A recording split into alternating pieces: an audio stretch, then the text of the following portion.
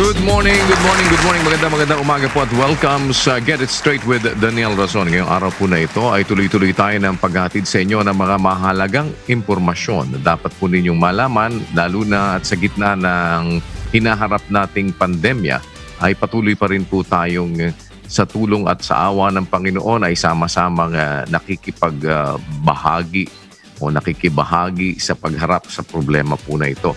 At layo ng ating programa na sa isang paraan ay makatulong tayo sa pagdi-disseminate ng mga tamang impormasyon direkta po mula sa mga kinauukulan at makarating doon sa ating mga kababayan at tayo po'y makipagkaisa sa kung ano ang dapat nating gawin at nang tayo po naman ay kahit papaano maibsan ang ating hong hirap na dinaranas sa mga panahon na ito. Ang isa po sa medyo mayroon talagang mabigat na hinaharap ngayon sa ating mga kababayan ay ito pong lugar ng Cebu City kung saan ay pinadala na nga ng ating pong Pangulo itong si Secretary Roy Simato para tumulong na din sa kanila doon. Pero makibalita po tayo mula kay Vice Mayor Mike Rama ng Cebu City kung kumusta po ang kanilang kalagayan at kung ano man ang maaari siguro pang ayuda na kinakailangan nila sa kanilang bayan. Vice Mayor, magandang umaga po sa inyo. Magandang umaga din, Daniel, at saka lahat na nakikinig kayo. Opo, kumusta po ang pagdating dyan sa inyo ni Secretary Roy Simato? It will be a welcome arrival, for more heads are better than one. But definitely more cooks will spoil the broth, of which we have to avoid.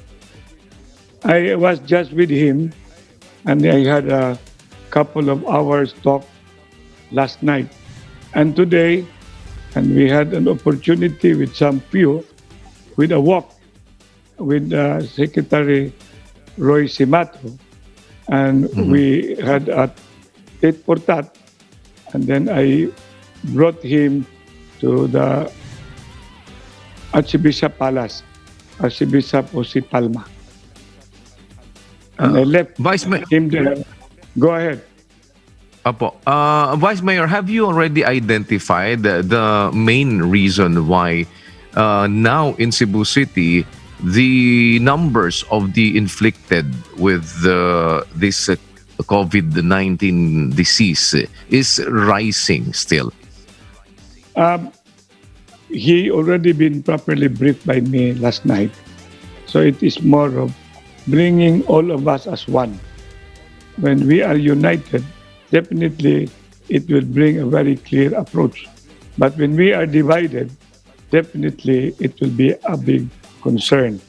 So there must be an orchestrator that is needed, especially, may not be, but the whole Cebu, because no man is an island, and Cebu is interconnected, and we are more or less, in Cebu City alone, we are 1 million.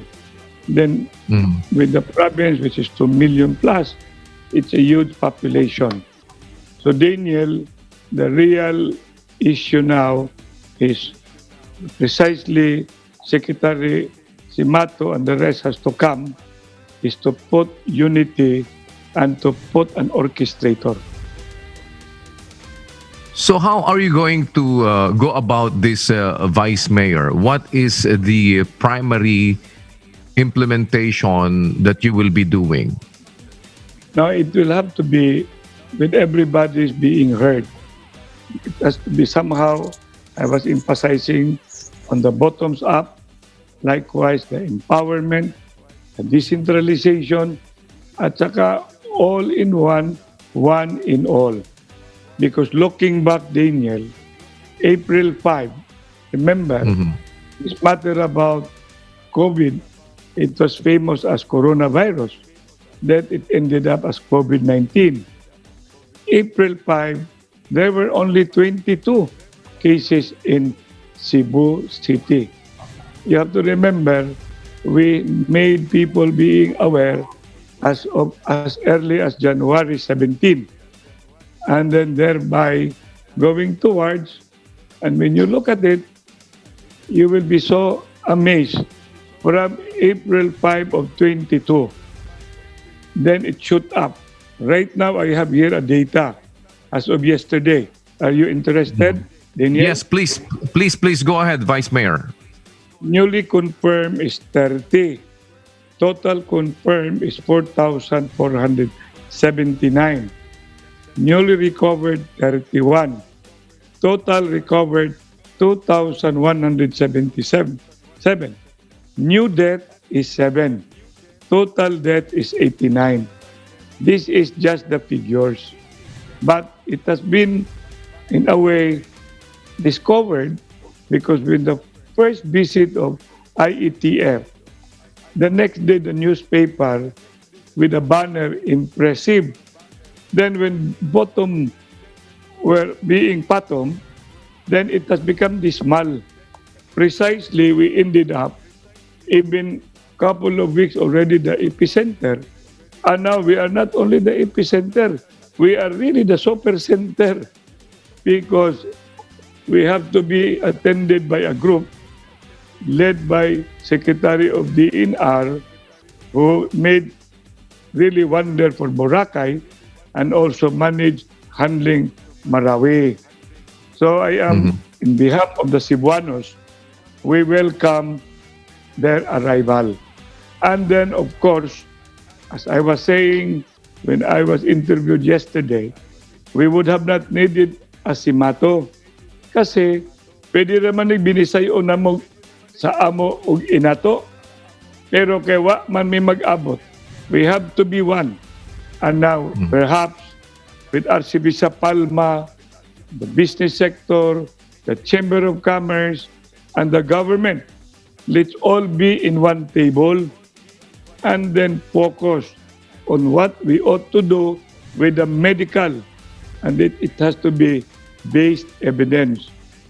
Because as I have been sharing with you with data, it has already been talked about that it's not actually the actual time.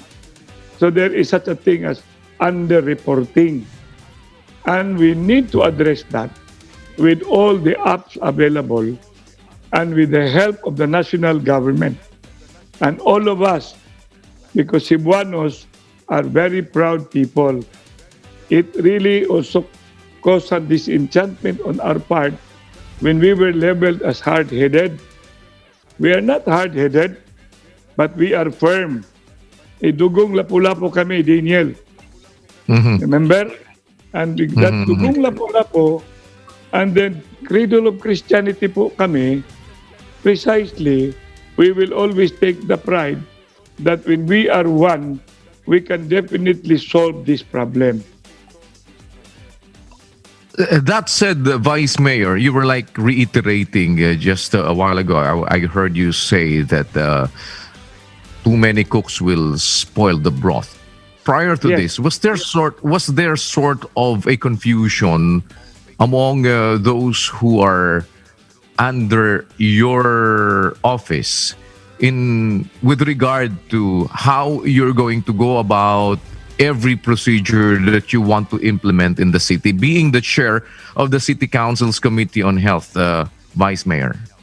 Not only that, I'm the chairman of the Task Force Coronavirus in the Council. And we've been doing on the side of the Council since January 17. And precisely on February 20, we had a resolution bringing to the Governor Gwen Garcia, that we would wish him to take the lead because we are one island, one Cebu.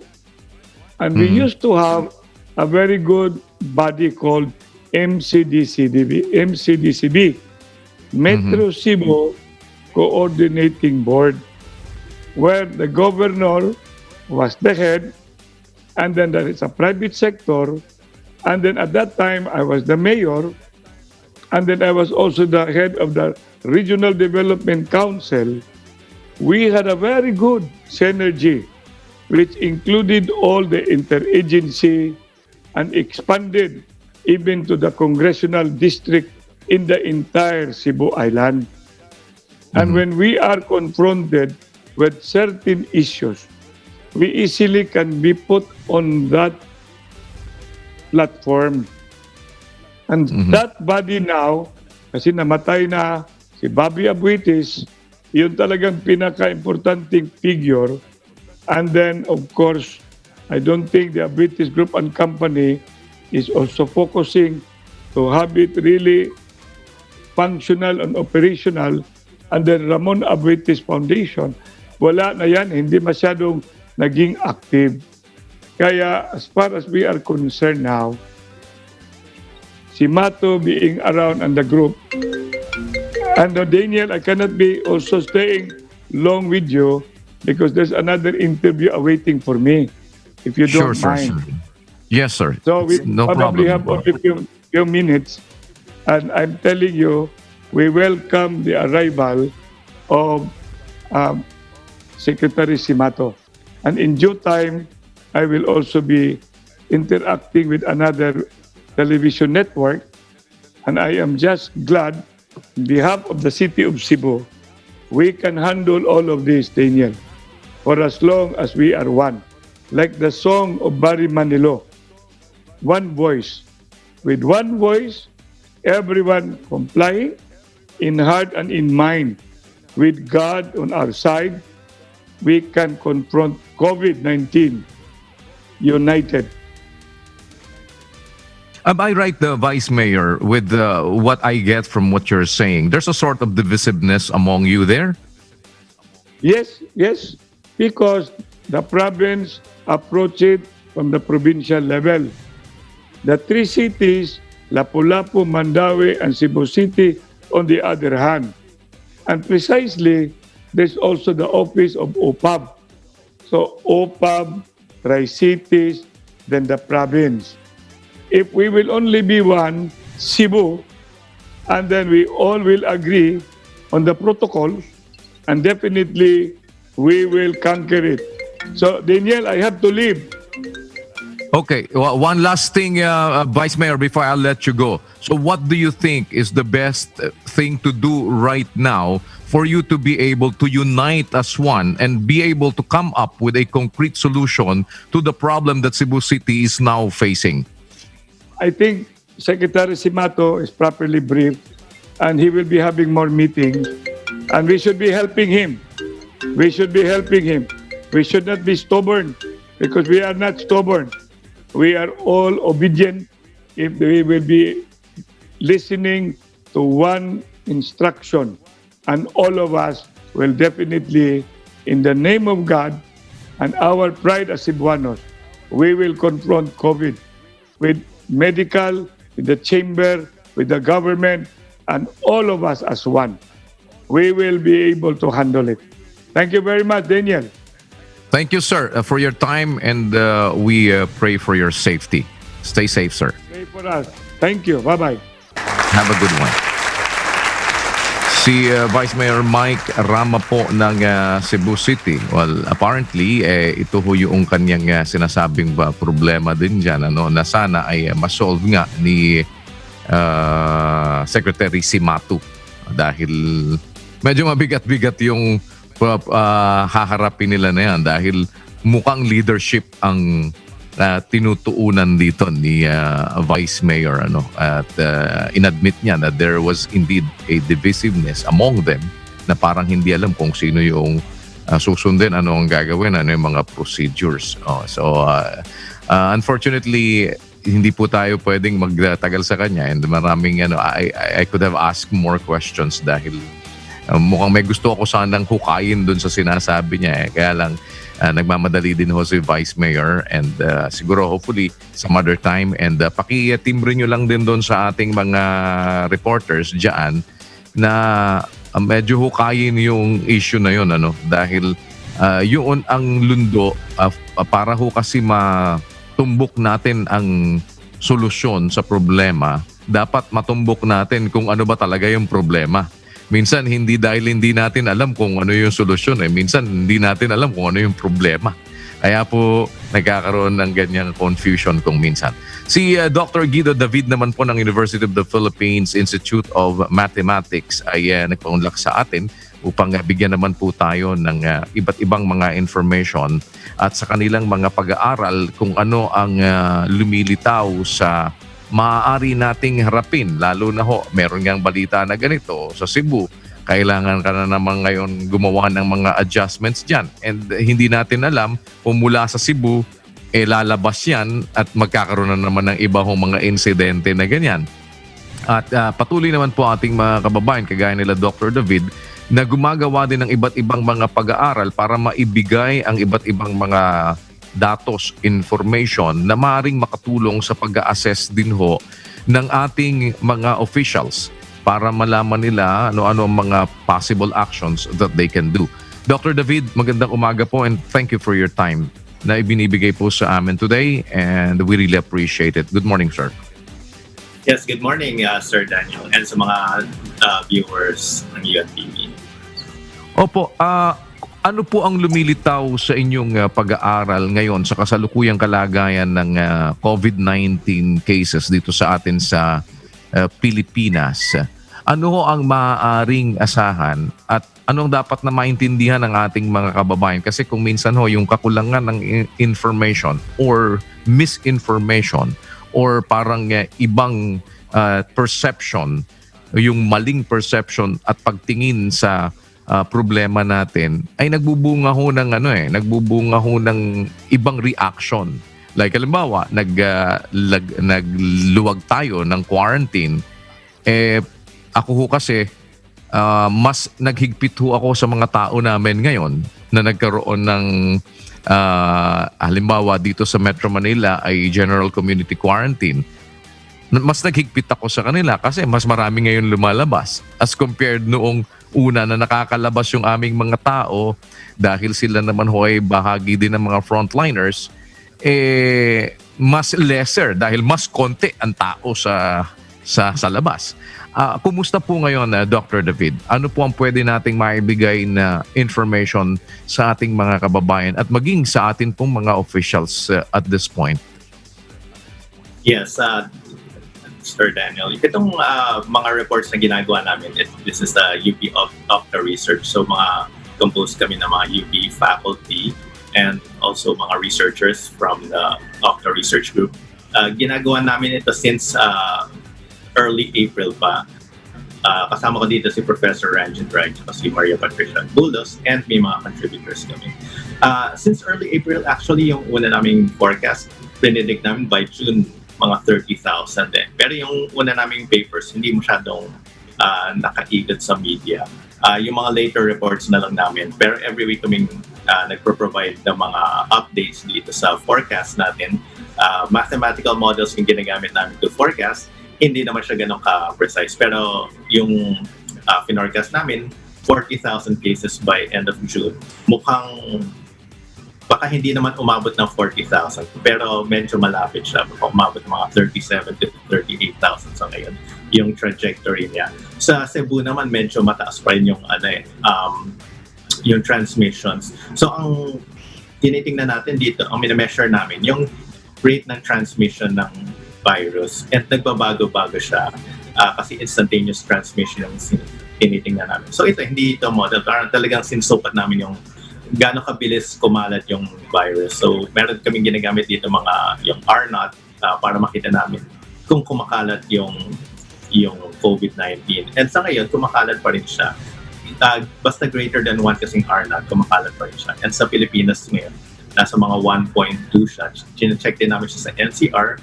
Medyo mas mababa na konting number sa NCR, mga just greater than 1. Tapos sa Cebu na, medyo mataas pa rin siya. And nakausap niya nga si Vice Governor kanina. So, yung sa Cebu, medyo makalat pa nga yung transmissions na medyo mataas pa. Sa ngayon, sa buong province sa Cebu, by end of June, we're looking at mga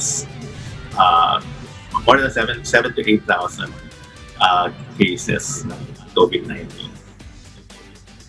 Dr. David, I am pretty sure na sa pag-aaral po na inyong ginagawa ay tinitignan din ninyo yung maaaring mga nagiging factors ng pagkalat at mabilis na pagkalat. Sa inyong mga assessment ngayon, ano-ano ho yung mga talaga nagiging major reasons bakit merong pagpapatuloy ng pagkalat at meron pa rin pong pag-angat doon sa ibang mga lugar? Kasi ito ho yung maaaring pagkuhanan din ng recommendations ng kung ano ang pwedeng gawin, Dr. David.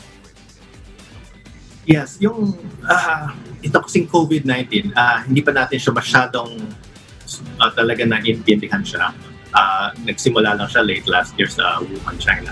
Pero ang mga major factors nito, katulad ng sa SARS, ay yung proximity at mobility. So habang mas merong mobility yung mga tao, tumataas din yung rate of transmission niya. Habang mas magkakalapit yung mga tao, opportunistic kasi itong virus. Kaya importante talaga itong mga social distancing natin, wearing of masks, and yung personal hygiene. Nakikiusap lang ako sa mga kababayan natin na talagang importante itong personal natin. Itong mga decisions natin sa personal. Minsan napupunta ako sa labas, tapos nakikita ko, marami na talagang tao ngayon sa NCR. Minsan may mga hindi talaga sumusunod yung mga mask, hindi naman nakatakip sa ilong. Factors lahat yan kasi ang isa pang reason na nakita namin is mababa yung asymptomatics natin. Ngayon sa buong Pilipinas parang 3% lang yung asymptomatics based sa Department of Health data. Yung 3% napakababa yan. Ang possible explanation dyan, maraming asymptomatics na hindi pa natin na-confirm or na-test.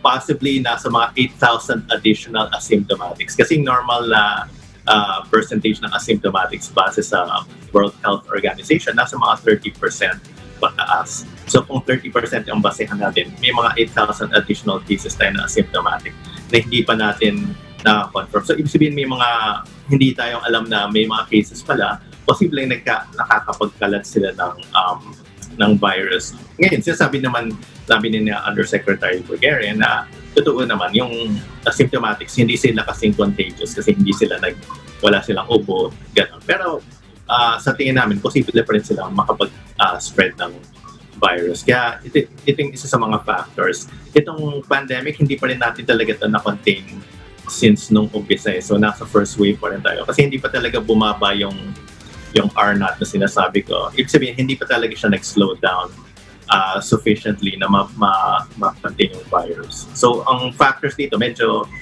nahulihan tayo sa pag-increase ng capacity natin sa testing. Yung contact tracing, medyo mahirap talaga yan sa ngayon kasi medyo manual yung ginagawa natin. So, kaya ngayon, yung importante dyan, lalo na nag-open yung economy natin, is yung personal responsibility tayo mismo yung mga tama yung masabi niya, Sir Daniel, na naging mas mahigpit kayo. Kailangan ngayon talaga mas maging mahigpit yung mga tao. Hindi natin dapat to i-take for granted kasi very real itong virus na to.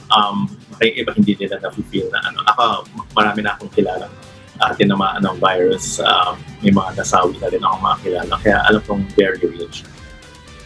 And that brings me doon sa sinasabi niyo po, Dr. David, no, na ngayon, yung mga asymptomatic ay hindi naman natin masyado pang napagtutuunan ng pansin para i-test sila. Though maaaring hindi kasing lala noong possibility na makapag-transmit siya kesa doon sa mga may symptoms talaga. Pero kung may makakasalamuha pa rin yan na mga immunocompromised, mga matatanda o kaya yung mga madaling mahawa, ay maaaring madali rin silang makasagap and ma-infect nitong virus. What would be your recommendation po dito ngayon sa pagtetest sa ating mga kababayan na kasi hindi mo naman nga iisipin dahil malakas, wala silang nararamdaman at mga asymptomatic nga sila but possible carriers sila because of different reasons or maaaring kahit na walang dun sa tracing nila hindi mo naman alam. Kasi kumbaga parang itetest lang ngayon. O dahil may nakasalamuha ka na may COVID-19 kahit wala ka pang nararamdaman, itetest ka as part of the asymptomatic. Doon ka lang itetest kung may nakasalamuha ka or what. Pero halimbawa ako, nandito lang ako at limited lang yung aking movement halimbawa. Pero hindi mo ako itetest. Kasi wala ka naman nakikita sa akin na symptoms. at wala ka naman alam na mga pinuntahan ko, paano kung ako pala ay carrier and then makisalamuha ako ngayon sa iba na maaring hindi man sila talaga hindi man ako madaling makakapag-transmit, pero sila naman madali namang makakakuha dahil mahina ang kanilang immune system. So what's the recommendation sa ganitong situation, Dr. David? Yes, Daniel, maganda yung mga sinasabi mo na and totoo nga yan na paano kung kunyari ako, carrier ako, may mga nakakasama kunyari ako sa household or may mga nakakita ko mga tao, posibleng na transmit ko sa kanila kahit na mas mababa yung possibility ng transmission kung asymptomatic.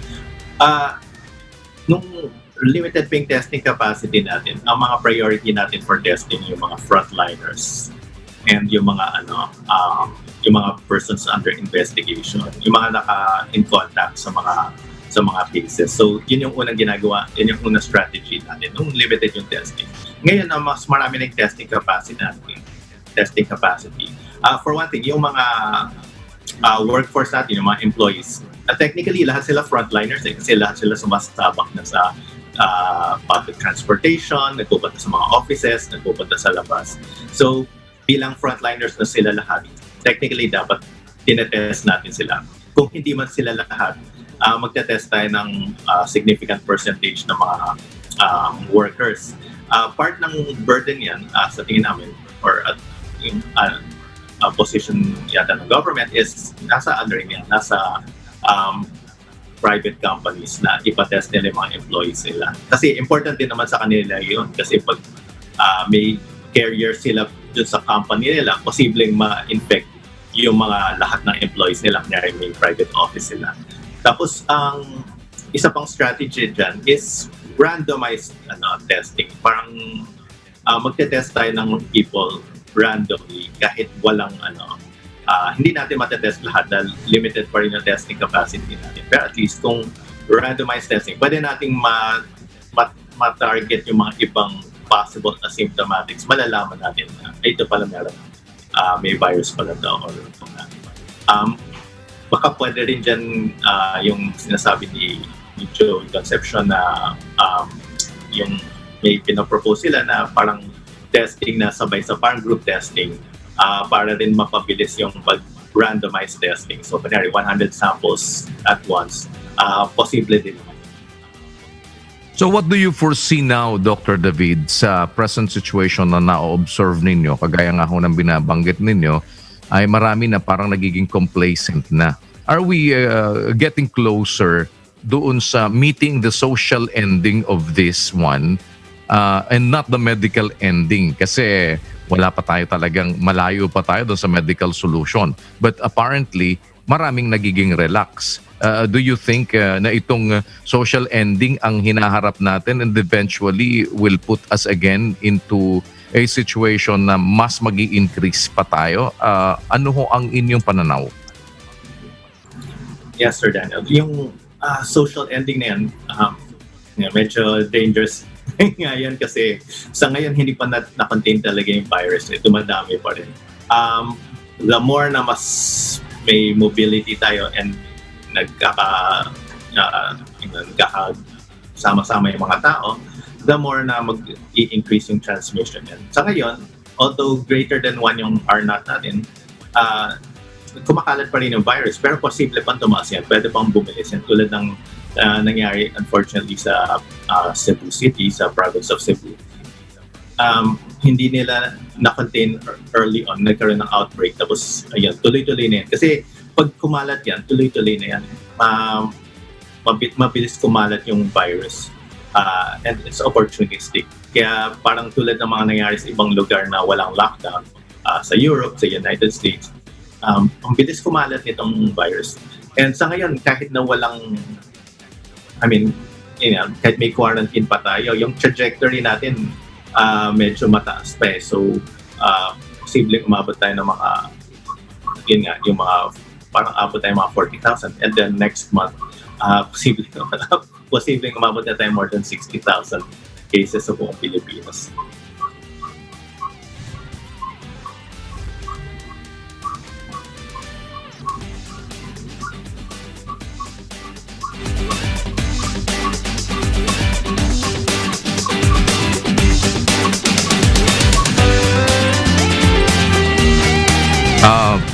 Dr. David, opo, your words of wisdom para po sa ating mga kababayan para mas maintindihan namin at ng ating mga kababayan ano ang maaaring maging participation ng bawat isa for us to be able to reach yung point na hindi naman natin hindi naman natin makita yung social ending and eventually biglang babalik na naman tayo kasi nga dahil ho din sa situation na parang maraming ang nagiging complacent na ang mask ay nilalagay sa baba or yung iba ay totally hindi na rin nagmamask or yung iba totally ini-ignore na nila at ang kanila na nga hong sinasabi mamamatay din lang naman ako dahil kung hindi ako magtatrabaho, mamatay ako ng gutom, di magsapalaran na ako kung mako-COVID ako o hindi. So, things to that effect na maaaring kung minsan inspiration as well ay talagang sapalaran na lang, parang bahala na kung mahahawa o hindi. But for sure, there are also ways na pwede rin naman pang magawa. And dahil kayo po'y nag-aaral sa mga bagay na ito, we wanted to hear your wisdom on this, Dr. David, please. Yes, Sir Daniel. Hindi ako agree sa bahala na. Actually, may mga countries na walang lockdown, like South Korea. Nilimit lang nila yung mga schools nila, so yung mga bata hindi lumalabas. Pero wala silang lockdown. Sila. Ang strategy nila yung testing, saka yung social distancing, personal hygiene. So very important yan.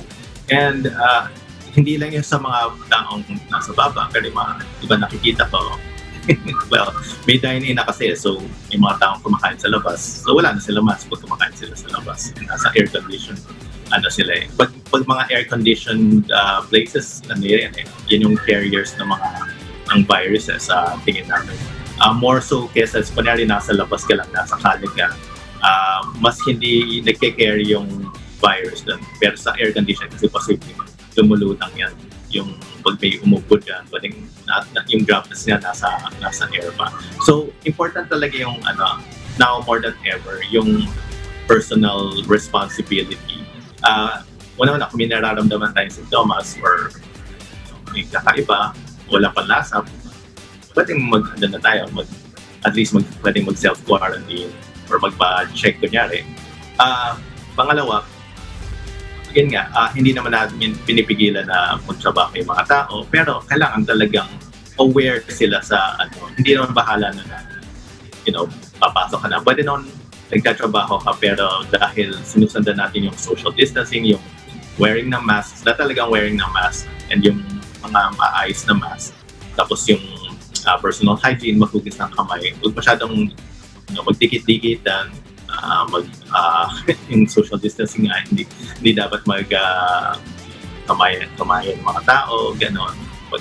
Pag lumalabas ako, dinidisinfect ko talaga yung sarili ko pag uwi ka eh. So mga ganong bagay, kaya pa din naman natin ito eh. Pwede naman tumakbo yung economy. Huwag lang tayo masyadong magdikit-dikit sa mga ibang tao sa labas.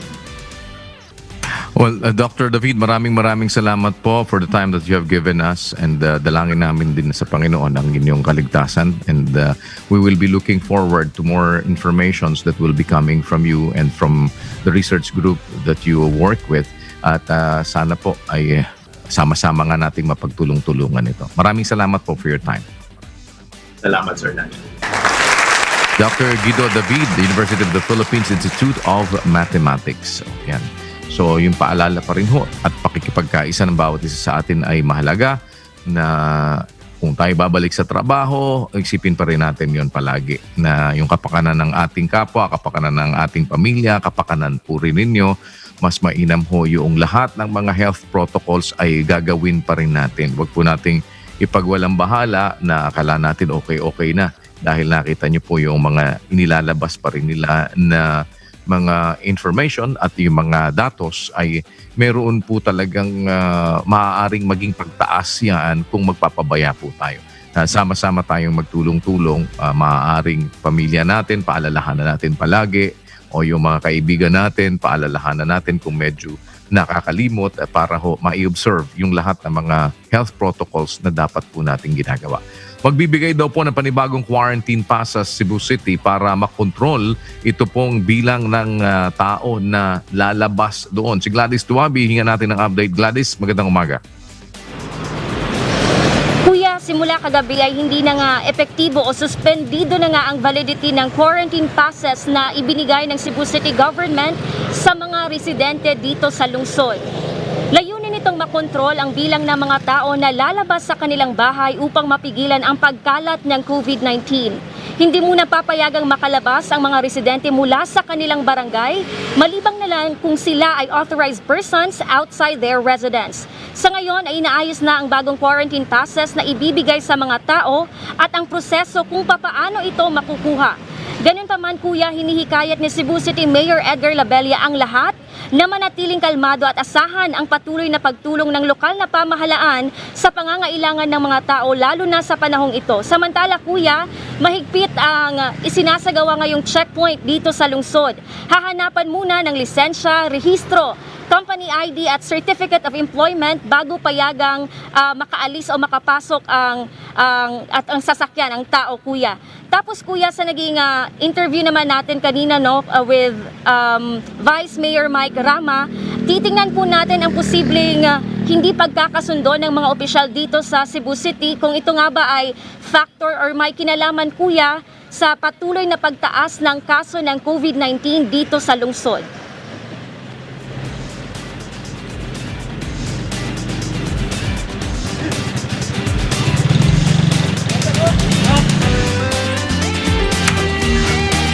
Maraming salamat Gladys Tuwabi live mula po sa Cebu City. Kahapon ay naitala na po sa Pilipinas ang pinakamataas na bilang ng COVID-19 cases sa loob ng isang araw kung saan ay umabot ito sa mahigit 1,000. Samantala ayon po sa DOH, nasa warning zone na daw po ang critical care utilization ng Cebu City sa patuloy na pagdami nga ng kumpirmadong kaso doon sa lugar. Si Aiko Miguel sa balita po na yan. Aiko. Yes, kuya, batay nga sa ulat ng DOH kahapon ay pumalo po sa 1,150 ang naitalang kumpirmadong kaso. Kuya, ito yung itinuturing na highest single day rise mula noong nagkaroon po ng COVID-19 cases sa Pilipinas noong Enero. Mas mataas pa ito kuya doon sa naitala na 1,046 confirmed cases noong May 29. Doon sa combination po o combined number po ng fresh at late cases kuya ay mas madami po ang naitalang kaso sa Central Visayas kumpara po sa National Capital Region. Ayon nga sa DOH kuya ay nasa warning zone na itong Cebu City sa Central Visayas dahil more than 50% na po yung okupado sa kanilang hospital beds, maging sa kanilang ICU beds at 30% o more than 30% na po yung nagamit sa kanilang mechanical ventilators. Ang paliwanag po dyan kuya ng Department of Health kapag ka po umabot sa more than 70% na itong critical care utilization ng Cebu City o ng kabuuang Central Visayas kuya ay maaari na pong mailagay sa critical level ang buong Region 7 kuya. Kaya naman last week kuya, bago pa man po itinalaga sa Secretary Simato sa Cebu City, ay nagpadala na po ng team ang Department of Health upang i-assess kung bakit patuloy po yung pagpalo o pagtaas ng kaso doon sa Cebu City.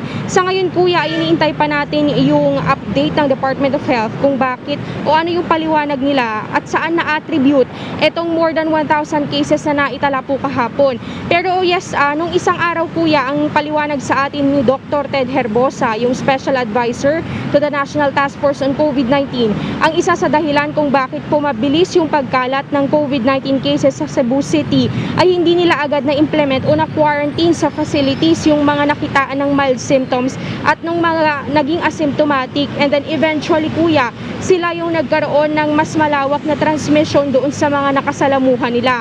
So ito pong DOH team na itinalaga po doon kuya ay magbibigay po ng update sa publiko kung ano po yung mga na-monitor nila at nakitang dahilan or factors na nakaapekto kung bakit po mas malawak yung transmission ngayon sa Central Visayas kumpara po sa National Capital Region. Yan muna ang latest live. Balik sa iyo kuya. Salamat Aiko Miguel. At patuloy pa rin po ang pagdating ng mga locally stranded individuals o yung tinatawag na LSI dyan sa Fort Bonifacio sa Taguig. Silipin naman natin ang balita mula kay Vincent Arboleda. Vincent. Yes, Kuya, magandang umaga po sa inyo. Nandito po tayo ngayon sa labas ng Philippine Army Wellness Center sa Fort Bonifacio sa Taguig. At kanina nga, Kuya, pagdating natin dito, may mga nakita po tayo ng mga locally stranded individuals na kausap itong mga Philippine Armies forces dito po sa Philippine Army Wellness Center. At humihingi ng clearance na makapasok po dito sa area dahil isa nga din po sila sa mga locally stranded at mga na-reschedule yung mga flights po nila, Kuya. And as of the moment, Kuya, may mga locally stranded individuals na po na nasa loob at pending pa po for rapid test bago po sila i-admit. Base po sa data, sa pinakalatest sa data po ng Philippine Army Wellness Center, kahapon meron pong 305 na mga locally stranded individuals doon po sa lugar, 170 naman doon sa libingan ng mga bayani, siyam ang nasa Army General Hospital at 7 naman ang nasa Army Grandstand for quarantine. Total na mayroong 491 na locally stranded individuals kahapon, Kuya. Pero meron natanggap din po tayo na reports, Kuya, na kagabi ay meron ng 2 flights na pauwi sa mga iba't ibang probinsya, which is we have yet to confirm at kinaka-coordinate po natin sa mga kay na Major Zabal dito po sa area kung ilan po yung sakay ng mga sleeper flights po na yon at kung saan papunta. And as of the moment, Kuya, meron tayong nakita po sa loob na mahigit na 30 na mga bagong locally stranded individuals dito po sa area ng Philippine Army Wellness Center. And yun nga po, sa mga nakabantay dito ng mga staff ng Philippine Army, isa sa ilalim pa po sila sa rapid testing. Kapag ma-clear po sila sa rapid testing, saka sila tatanggapin dito po sa Philippine Army Wellness Center. In case naman na mag-positive po sila, dadalhin po sila for quarantine and isolation, subject for swab testing, Kuya. At kapag wala naman po silang tickets o yung mga LSIs na pauwi sa mga probinsya pero wala pong ticket, doon naman po sila dinadala sa libingan ng mga bayani para ma-entertain din po sila. So basically, Kuya, lahat ng mga LSIs na nandito ay mga ina-accommodate ng mga Philippine Army natin sa halip na kesa matulog po sila sa mga daan or kung saan-saan pang area, ina-accommodate po sila ng Philippine Army natin, Kuya. Yan po muna ang latest live at mamaya ay kukunin po natin yung data kung ilan po yung nakasama doon po sa mga flights kagabi at kung ilan po ito yung mga nadagdag dito po ngayon sa Philippine Army Wellness Center na mga locally stranded individuals. Kaya Daniel. Maraming salamat, Vincent Arboleda, live mula po dyan sa Fort Bonifacio sa Taguig City. Antabayanan niyo po mamaya ang ating serbisyong bayanihan, paghahatid pa rin ng tulong sa ating mga kababayan, yung mga nangangailangan po na mayroon man tayong maaaring kahit papaano sa tulong ng Panginoon ay maiabot. Bukas po ang ating UNTV Digital Clinic, bukas din po ang ating text line sa ating serbisyong bayanihan. Nandyan din ang ating serbisyong kasambahay, nandyan din ho itong ating Rectang Connect at ang ating mga kasamang mga pulis at iba-iba hong mga serbisyo publiko na patuloy nating itinataguyod sa atin pong himpilan. Pansamantala, ako po ang inyong Kuya Daniel Razon dito po sa UNTV. Diyos ang aming sandigan, serbisyo publiko ang aming pinahahalagahan. Ito po ang Get It Straight with Daniel Razon. Magandang umaga po.